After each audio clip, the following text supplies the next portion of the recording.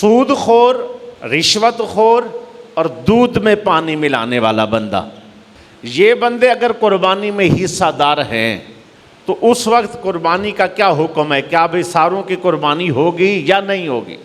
سود خور کا معاملہ علیحدہ ہے، یہ صرف دودھ میں پانی ملانے والا اور رشوت خور، اس کے لیے مسئلہ پہلے سن لیں۔ جو رشوت خور ہے اور دودھ میں پانی ملاتا ہے، اگر وہ بندہ شامل ہو جاتا ہے، اب دیکھنا یہ ہے کہ جو وہ پیسے لے کے آیا رشوت کے پیسے ہیں یا وہ پیسے حلال کے۔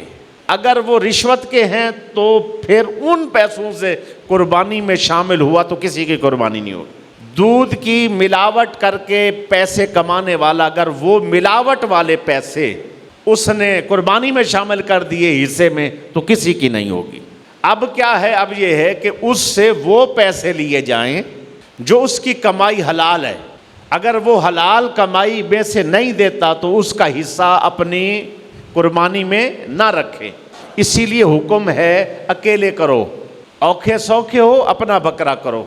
لوگ شرابی شامل ہو جاتے ہیں، ایسے جو ہے نا کبیرہ گناہ میں شامل لوگ جب قربانی میں شامل ہوتے ہیں تو پھر ایسے لوگوں کی قربانی عند اللہ، اللہ کے ہاں وہ درجہ نہیں پاتی، قبول نہیں ہوتی، تو ان کی وجہ سے اوروں کی قربانی بھی خراب ہونے کا خطرہ ہے۔